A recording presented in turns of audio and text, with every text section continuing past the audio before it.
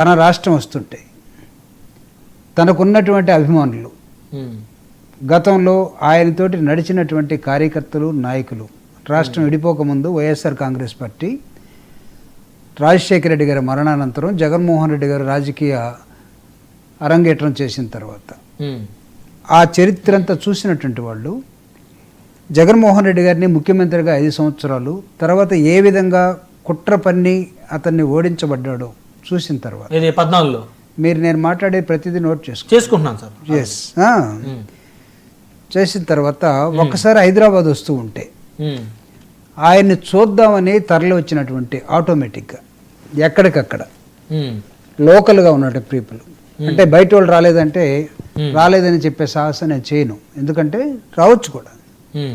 ఎందుకు జగన్మోహన్ రెడ్డి గారు ఎప్పుడు ఎక్కడికి వెళ్తున్నా ఆయన్ని చూడాలని కోరికున్నటువంటి వాళ్ళు కొన్ని వేల మంది ఉంటారు. వాళ్ళని ఎవరు ఆపినా వాళ్ళు ఆగరు. ఇది అతనికి ఉన్నటువంటి చరిష్మా ఒకటి. కాబట్టి అలాంటి లీడరు ఆంధ్రప్రదేశ్ నుంచి గన్నవరం విజయవాడ ఎయిర్పోర్ట్లో బయలుదేరి బేగంపేట వస్తే, బేగంపేట నుంచి నాంపల్లి సిబిఐ కోర్ట్, నాంపల్లి నుంచి లోటస్ పాండ్ తన నివాసానికి వస్తే 3 చోట్ల ఉన్నటువంటి జనం జగన్మోహన్ రెడ్డి గారిని చూడాలని, ఆయనతో వీలైతే మాట్లాడాలని, లేకపోతే జగన్మోహన్ రెడ్డి గారు మాట్లాడితే వినాలని, ఇలాంటి ఆలోచనలు కలిగి జగన్మోహన్ రెడ్డి గారి అభిమానులు వస్తే దాన్ని ఆయనంటే నచ్చనటువంటి వాళ్ళు, ప్రత్యేకంగా నేను చెప్తున్నాను, జగన్మోహన్ రెడ్డి గారి లీడర్షిప్ని ఏమాత్రం నచ్చనటువంటి వాళ్ళు కొంతమంది పిచ్చి పిచ్చిగా రాసినటువంటి రాతలు ముందే జగన్మోహన్ రెడ్డి గారికి కోర్టుకే షెడ్యూల్ ఇచ్చారని, కోర్టుకే జడ్జీలకే షెడ్యూల్ ఇచ్చారని రాశారు ముందు, ఆయన రాకముందే. ఎందుకంటే జగన్మోహన్ రెడ్డి గారు జడ్ కేటగిరీ ఉన్నటువంటి ఒక ప్రతిపక్ష నాయకుడు, ఆంధ్రప్రదేశ్లో మాజీ ముఖ్యమంత్రి. ప్రతిపక్ష హోదా లేదు కదా సార్ ఇప్పుడు. ప్రతిపక్ష హోదా అంటే ఎవరిస్తారు? అది ప్రజలే కదా ఇచ్చేది ఓట్ల ద్వారా, అంతే కదా. అవును. ఎంత పర్సెంటేజ్ ఉంది ఓట్లు? 38.41%. ఓకే, 41%. రెండోసారి ఇప్పుడు 38% అనబాకండి, 41 నోట్ చేసుకోండి. 41. ఓకే, 41%. ఓకే, 41% ఓట్లు ఉన్నటువంటి మాజీ ముఖ్యమంత్రి, ప్రతిపక్ష నాయకుడు. ప్రతిపక్ష నాయకుడు అంటే ఏదో ఇప్పుడు ఉన్నటువంటి అధికార పార్టీ వాళ్ళు ఇచ్చేది కాదు. అది కావాలంటే ఒకసారి చదువుకోమని చెప్పండి. నేను ఇంతకుముందు మీ దగ్గర కూడా Indian constitution as per the democratic institutions, democratic institutions అంటే parliament, assembly, council, ZP, panchayat, ఇవన్నీ కూడా వాటిల్లో ప్రతిపక్ష నాయకుడు, ప్రతిపక్ష పార్టీ రికగ్నేషను ఎలా ఉంటుంది?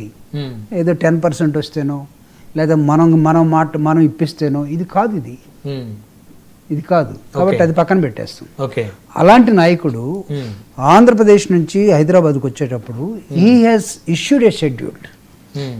ఆ షెడ్యూల్ని కూడా జగన్మోహన్ రెడ్డి గారు కోర్టుకే షెడ్యూల్ ఇచ్చారు. అంటే అవగాహన లేనటువంటి మాటల్ని అప్రజాస్వామ్యబద్ధంగా మాట్లాడినటువంటి రాజకీయ పార్టీలు కొన్ని, రాసినటువంటి ఎల్లో మీడియా కొంత. ఈ మొత్తం చూసినప్పుడు జగన్మోహన్ రెడ్డి గారి అభిమానుల్లో ఎలా వచ్చిందంటే ఆ ఉత్సాహం ఏంటిది, మా నాయకుడు హైదరాబాద్ వస్తూ ఉంటే, ఎస్ లండన్ వెళ్ళే ముందు కోర్టు పెట్టినటువంటి కండిషన్ ఏంటంటే పోయిన తర్వాత ఒకసారి వచ్చి కనపడాలి. ఎస్ వస్తానన్నాడు, వచ్చాడు.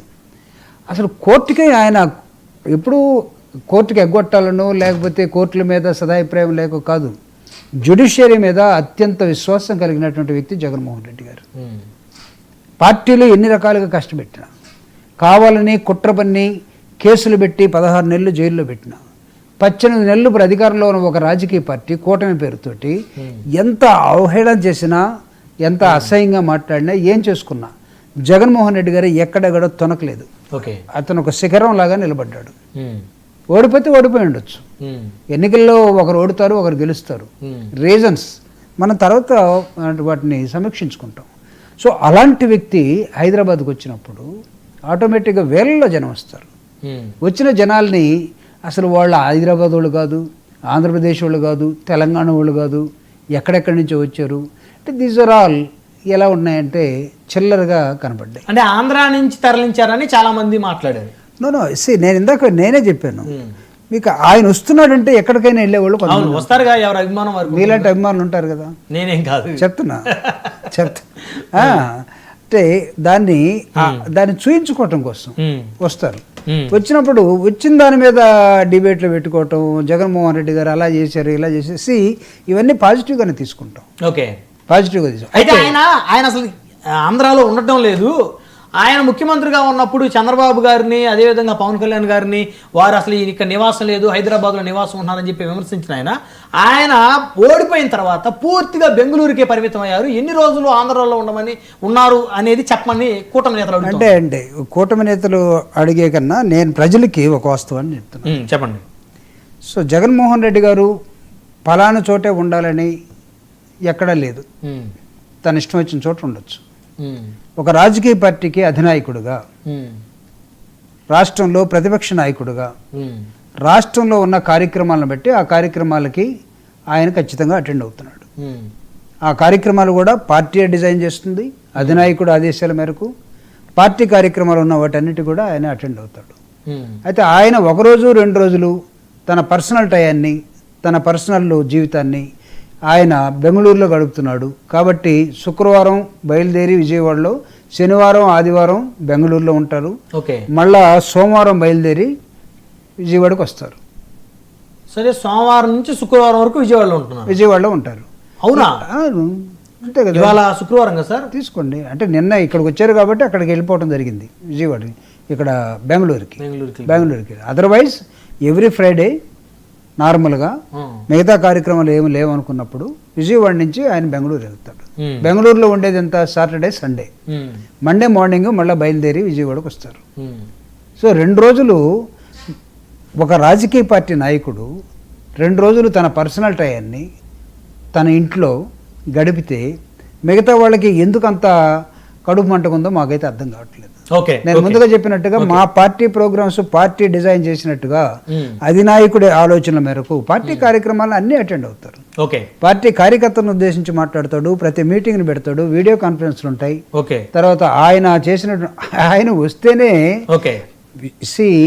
ఆయన హైదరాబాద్ వస్తే ఒక న్యూస్ అయిపోయింది, ఆయన విజయనగరం పోతే ఒక వార్త అయిపోయింది, ఆయన మాచర్ల పోయినా అది ఒక వార్త. సో ఆయన ఇంట్లో నుంచి కాల్ వేస్తే ఒక వార్త అవుతుంది. అయితే అంతే కదా. ఆయన ఢిల్లీ వెళ్ళినా ఒక వార్త, ఆయన గుంటూరు వెళ్ళినా ఒక వార్త, ఆయన నెల్లూరు వెళ్ళినా ఒక వార్త, దేనికోసం తిరుపతి వెళ్ళినా. అంటే ప్రతి సమస్యని జగన్మోహన్ రెడ్డి గారు అడ్రస్ చేస్తున్నారు. అడ్రస్ చేసే క్రమంలో ప్రతిపక్ష నాయకుడు 7 రోజులు విజయవాడలో ఉండాలి అని ఒకవేళ ప్రతిపక్ష నాయకులు కోరుకుంటే పార్టీ ఇప్పుడున్న విమర్శించేవాళ్ళు అది కూడా ఉంటాడేమో కోరుకుంటే. అయితే అధికారంలో ఉన్నటువంటి ముఖ్యమంత్రి, డిప్యూటీ ముఖ్యమంత్రి ఇద్దరు కూడా అసలు షెడ్యూల్ లేకుండానే మాయమైపోతున్నారు విజయవాడ నుంచి. ఎక్కడికి వెళ్తున్నారు? వాళ్ళు ఆంధ్రాలోనే ఉంటున్నారు కదా సార్. చెక్ చేసుకోండి ఒకసారి. సాటర్డే సండేలు ఎక్కడ పోతున్నారు? మీరు జగన్మోహన్ రెడ్డి గారిని గురించి, ప్రతిపక్ష పార్టీ నాయకుడి గురించి మీరు మాట్లాడారు కాబట్టి అక్కడ ఉండట్లేదని మిగతా డిప్యూటీ సీఎం గారు, సీఎం గారు ఎక్కడికి వెళ్తున్నారు చెక్ చేసుకోండి. మీరు అంటే హైదరాబాద్ వెళ్తున్నారు. వాళ్ళు ఇళ్ళు ఎక్కడున్నాయి?